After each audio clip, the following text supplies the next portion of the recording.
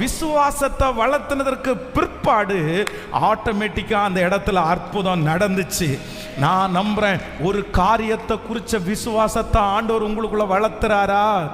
உங்களே அறியாம சூழ்நிலை அவ்வளவு சாதகம் இல்லாத போதும் உங்க மனசுல ஒரு ஃபெய்த் வந்துருச்சா, ஒரு விசுவாசம் வந்துருச்சா?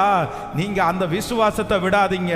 நம் விசுவாசம்ன்ற ஒண்ணு உங்களுக்குள்ள ஆரம்பிச்சுச்சுன்னா அடுத்த படி ஃபெய்த் அற்புதத்தை கொண்டு வந்து சேர்க்கும்.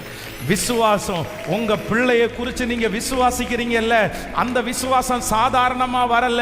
அத்தனை பேராலையும் நம்ப முடியல, ஆனா உங்களால விசுவாசிக்க முடியுதில்ல. நான் நம்புறேன், அந்த விசுவாச கதவலை திறந்தவர் கர்த்தர். இந்த மாதம் எனக்கு ஆண்டவர் விசுவாச கதவுகை கர்த்தர் திறக்க போகிறார். கைகளை உயர்த்தி எல்லாரும் சொல்லுவோம், இயேசுவே என்னுடைய விசுவாசத்தை